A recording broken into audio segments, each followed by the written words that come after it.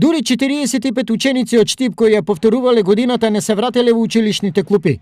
Помеѓу продолжување на образованието и казни, се решиле за второто. Како државен просветен инспекторат имаме отворено предмети против 15 ученици во средно и 30 во основното училиште, кои самоволно го напуштиле образованието.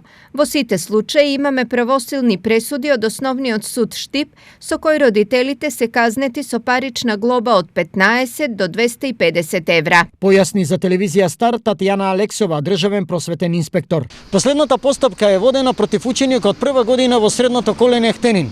Тој ја загубил годината пошто одбил да се врати на настава повторно во прва година. Родителите се казнети со 100 евра глоба, зашто не успеале да го убедат да се врати на училиште.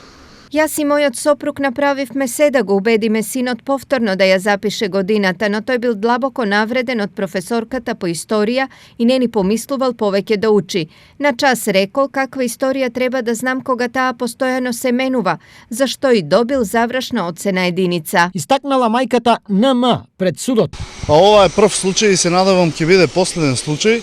Со педагошката служба работиме неуморно на вакви случаеви, значи ги повикуваме децата, ги советуваме, но еве апелирам до родителите и тие да соработуваат комплетно со нас, за да ова биде стварно последен случај и да нема во иднина повеќе вакви случаи.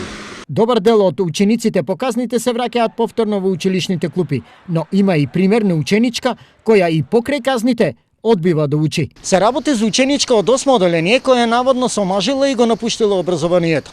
За неја родителите секоја година плаќаат казна и ако не се врати назад. Оваа состојба ќе продолжи се додека таа не наполни 18 години.